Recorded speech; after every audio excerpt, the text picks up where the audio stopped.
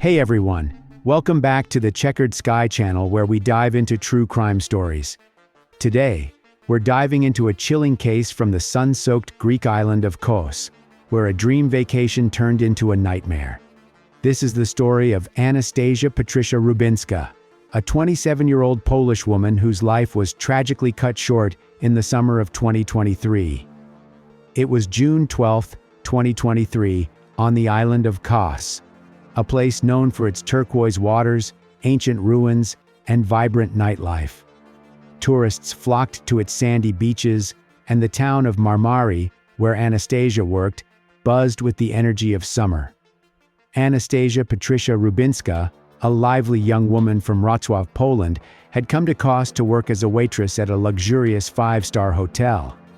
She was no stranger to the tourism industry, having moved to the island just a month earlier with her boyfriend, chasing the promise of a summer filled with adventure and opportunity.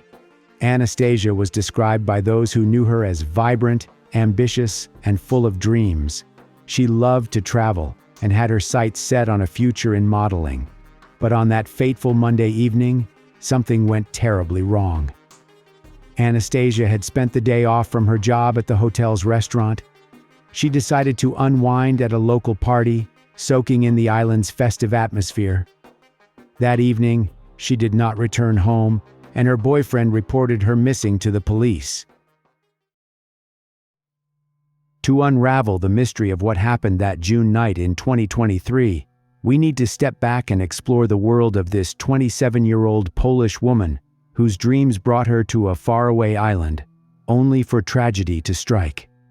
Anastasia Patricia Rubinska was born in 1996 in Wrocław, a vibrant city in southwestern Poland known for its colorful architecture and bustling student life. After finishing school, she threw herself into the hospitality industry, taking jobs that allowed her to travel and meet people from all walks of life. Her work as a waitress wasn't just a job, it was a way to fund her dreams of seeing the world and, eventually, breaking into modeling, a goal she pursued with quiet confidence. By the time she was 27, Anastasia had been in a committed relationship for over a decade. She and her boyfriend, Michał, a fellow Pole, had built a life together, sharing a love for adventure that led them to the Greek island of Kos in May 2023. The couple had moved there for the summer season, drawn by the promise of steady work in the island's thriving tourism industry. Anastasia landed a position at a five-star hotel in Marmari, a picturesque coastal town where the days were filled with the hum of vacationers and the nights pulsed with energy. She worked in the hotel's restaurant, serving guests with her trademark smile, while Michał took on a similar role nearby. Their plan was simple: work hard, save money, and make memories in a place that felt like paradise. Anastasia's family back in Wrocław remained a cornerstone of her life. She was particularly close to her brother, Adrian, who often spoke of her ambition and zest for life. Despite the distance, she stayed in touch with her loved ones, sharing stories of her time on Kos through calls and social media. Her Instagram was a vibrant collage of beach sunsets, local festivals, and moments with Michał, painting the picture of a woman embracing every opportunity. Those who worked with her at the hotel noted her professionalism and warmth, qualities that made her a favorite among colleagues and guests alike. To understand what happened, we need to retrace Anastasia's steps, hour by hour, through the vibrant streets of Marmari, where a seemingly carefree night spiraled into darkness. It was a Monday, and Anastasia had the day off. The summer season was in full swing, and Kos was alive with tourists and locals enjoying the warm evenings. For Anastasia, it was a chance to let loose after weeks of hard work. She decided to spend her evening at a local party, a common way to unwind on the island. The gathering was in Marmari, not far from the hotel where she and her boyfriend Michał worked. These parties were typical for seasonal workers: lively affairs with music, drinks, and a mix of familiar faces and strangers drawn together by the island's festive atmosphere. By around 8 p.m., Anastasia was at a local cafe, a popular spot where hotel staff and visitors mingled. Surveillance footage from the cafe captured her there, dressed in a pink floral dress, blue sunglasses perched on her head, and carrying a silver backpack, items that would later become key details in the search. She appeared relaxed, enjoying the evening, but as the hours passed, she had been drinking, perhaps more than she intended. Around 10:30 p.m., she made a call to Mihail, who was working a shift at the hotel. Her voice carried a mix of lightheartedness and unease. She told him she'd had too much to drink and felt out of place at the party. She mentioned she was arranging a ride on a motorbike to meet him, sharing her location so he could pick her up. It was a brief conversation, but one that would later weigh heavily on Mihail. Minutes later, Anastasia sent Mihail a text message that raised alarm bells. She wrote that she felt uncomfortable at the gathering, hinting that something wasn't quite right. But shortly after, another message followed, assuring him she was fine and on her way. This second text struck investigators as odd. Its tone seemed inconsistent with the first, almost as if it was sent under duress or by someone else. Mihail, concerned but trusting her plan, headed to the location she'd shared, a spot in Marmari where they were supposed to meet. When he arrived, Anastasia was nowhere to be found. He tried calling her repeatedly, but her phone was switched off, an unusual occurrence for someone as connected as Anastasia. Using a tracking app, Mihail located her phone at 11:38 p.m. on Konstantino Kiapoka Street in Tigaki, a quiet area about 5.5 kilometers from Marmari. But when he reached the spot, there was no sign of her, and her phone remained unresponsive. By the early hours of June 13th, with no sign of Anastasia and no response from her phone, Mihail knew he couldn't wait any longer. He contacted the Koz police, reporting her missing and providing every detail he could. Her last call, the texts, the motorbike ride, and the phone's final location. The police took the report seriously, noting that Anastasia hadn't shown up for her shift at the hotel that morning, a break from her usual punctuality.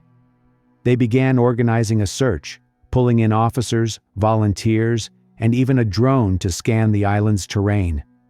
The missing alert issued by The Smile of the Child described Anastasia in detail.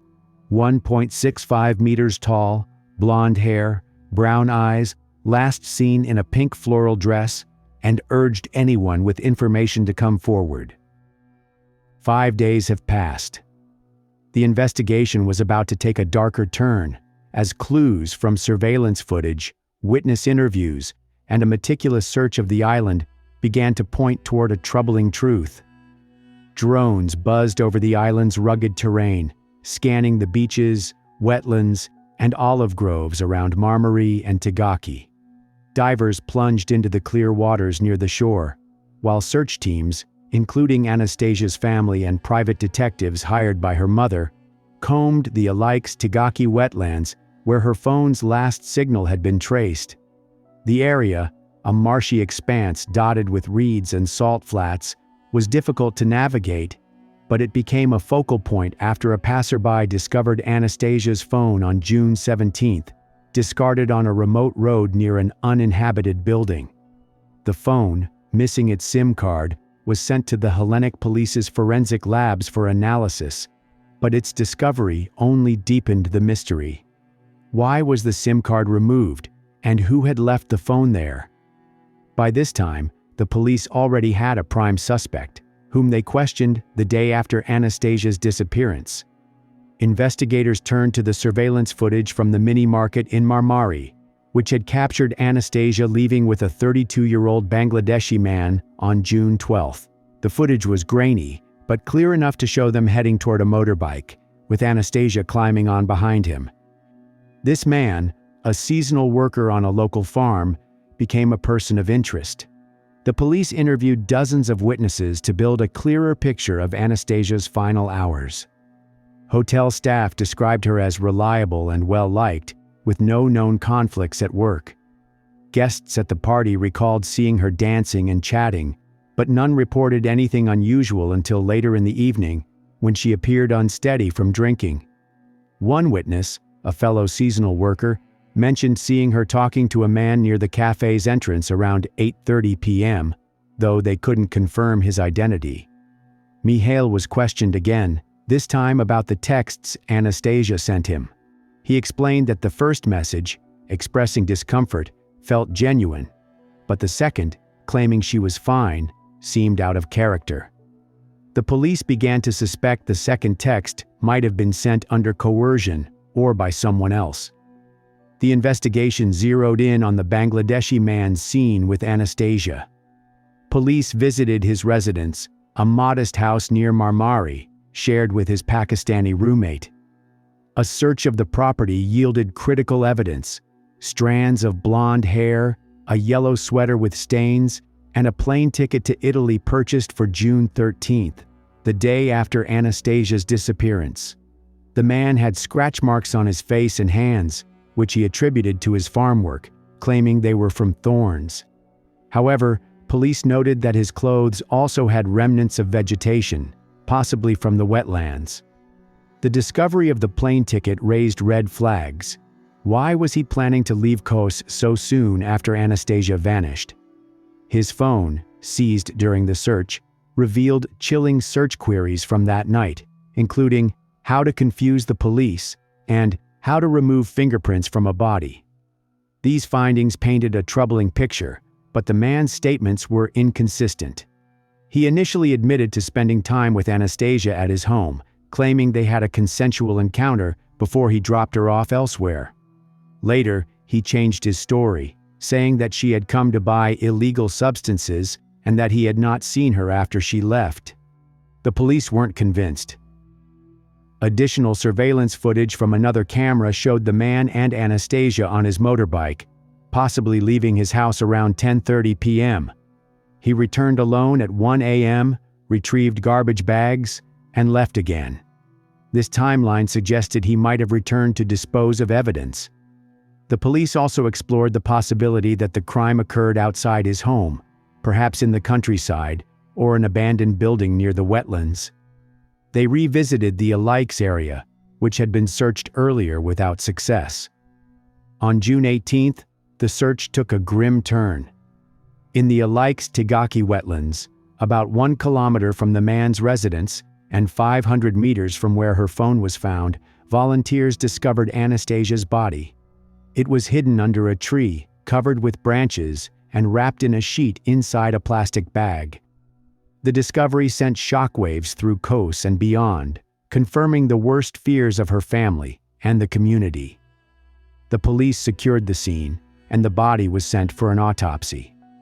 The cause of death was strangulation, with marks around her neck indicating significant force was applied. The examination also revealed injuries consistent with a struggle, including bruises and abrasions on her arms and torso, suggesting she fought back against her attacker. In addition, evidence of sexual violence was confirmed. These findings painted a harrowing picture of her last hours. On June 19th, the Kos police arrested the man seen with Anastasia in the mini-market surveillance footage.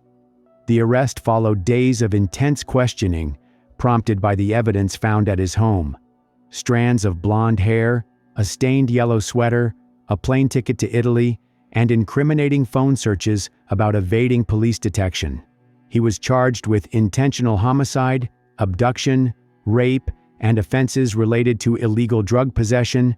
As evidence suggested, he had offered Anastasia hashish on the night of June 12th. The charges painted a grim picture, but the police needed his full account to understand what drove the events of that night. The suspect, identified as Salahuddin S., had lived on Kos for several years, working in agriculture to support himself. Originally from Bangladesh, he had come to Greece seeking better opportunities, like many seasonal workers on the island. He shared a modest house with a Pakistani roommate, another farm worker. Salahuddin was described by locals as quiet but sociable, often seen at community gatherings or local cafes. However, those who knew him noted he kept to himself about personal matters, and little was known about his life beyond his work. The police dug into his background, checking for prior criminal activity, but found no significant record in Greece or Bangladesh. Still, his behavior after Anastasia's disappearance, particularly the plane ticket and suspicious phone searches, suggested he was preparing to flee. During initial questioning, Salaudin's statements were inconsistent, much like they had been before his arrest. He admitted to meeting Anastasia at the cafe on June 12, claiming she approached him to buy hashish. He said they went to his home, where they smoked together, and that she left afterward, unharmed. But this account didn't align with the surveillance footage showing him returning alone to his house at 1 a.m., retrieving garbage bags, and leaving again. When confronted with the evidence, particularly the DNA-matched hair and the stained sweater, he grew evasive, insisting the scratches on his face and hands were from farm work. He claimed the plane ticket was for a long-planned trip, unrelated to the case. As interrogations continued, Salaudin offered a new version of events. He said Anastasia had become disoriented after smoking hashish and wandered off after he dropped her near Tigaki. He denied any physical altercation, but the autopsy's evidence of sexual assault and strangulation directly contradicted his story. The police pressed him on the garbage bags and the vegetation on his clothes, which matched samples from the wetlands. Faced with mounting evidence, Salaudin's demeanor shifted, and he became less cooperative, refusing to answer questions about his phone searches, which included queries like how to dispose of evidence. Investigators suspected he was withholding critical details, possibly to protect himself. The motive for the crime remained unclear, as Salaudin provided no coherent explanation. The police considered several possibilities based on the evidence. The offer of hashish suggested he may have lured Anastasia to his home under false pretenses, but whether the encounter escalated due to a personal dispute or an opportunistic act was uncertain. The abduction charge stemmed from the fact that Anastasia was taken to a location against her will, as her texts to Mihail indicated discomfort and a plan to meet him elsewhere. The intentional homicide charge was supported by the autopsy, which confirmed she was strangled, with injuries suggesting she fought back. The drug-related charges were tied to the hashish found at his residence, though this seemed secondary to the primary offenses. The police also revisited Salaudin's roommate, whose vague initial statements had raised suspicions. He claimed to have been asleep when Anastasia was at the house, but his phone records showed late-night activity, prompting speculation about his involvement. However, no direct evidence linked him to the crime, and he was released after further questioning. As the case gained traction in the media, Anastasia's family demanded justice. Her brother Adrian, speaking to Greek City Times, said, "We want the truth, no matter how painful. She didn't deserve this." The charges against Salaudin were a step toward accountability, but the investigation still faced gaps. Why had Anastasia gone with him that night? Was there more to their interaction than he admitted? The answers lay in the details he refused to share, leaving the police and Anastasia's loved ones grappling with a truth that was still out of reach. The trial of Salaudin S. began in late 2024, with the Greek court in Kos taking up the case that had sparked outrage in both Poland and Greece. The prosecution built a compelling case, relying on DNA evidence, surveillance footage, and Salaudin's suspicious actions. They argued that Salaudin lured Anastasia to his home under the pretense of providing hashish, where an initial interaction occurred, before he took her on a motorbike to an outdoor location, likely near the Alaik's Tigaki wetlands, where he raped and strangled her. Surveillance footage showed them leaving his residence together around 10:30 p.m., with Salaudin returning alone at 1 a.m. to retrieve garbage bags and a sheet, which were later used to conceal her body. They argued that Salaudin's actions after the crime, removing the SIM card from Anastasia's phone, purchasing a plane ticket to Italy, and hiding her body in a plastic bag covered with branches, demonstrated a calculated effort to evade justice. The defense, led by Saladin's lawyer until his resignation, argued that the evidence was circumstantial and that Saladin was not guilty of the charges. They contended that Anastasia's presence at his home was consensual, tied to a drug transaction, and that her death occurred elsewhere, possibly involving another party. The defense challenged the reliability of the surveillance footage, suggesting it was inconclusive about the exact sequence of events. They also questioned the DNA evidence, arguing that the presence of Anastasia's hair in the residence could be explained by her brief visit, not necessarily a crime. On December 6, 2024, a Greek court delivered a verdict, sentencing Saladin to life in prison for the rape and murder of Anastasia. For Anastasia's family, the trial's outcome was bittersweet, a guilty verdict, but no amount of justice could bring her back. In the case of Saladin, sentenced to life imprisonment in December 2024, he would likely be eligible for parole consideration after 18 years, around 2042, assuming no additional sentences or complicating factors. However, parole is discretionary, and given the severity of the crimes, approval is not guaranteed. Thank you for joining us on this journey through a case that reminds us how quickly light can turn to shadow. If this story moved you, hit that subscribe button, ring the bell, and share your thoughts in the comments. We'll keep bringing you the stories that matter, so stay with us for more true crime mysteries. Until next time, keep searching for the truth under the checkered sky.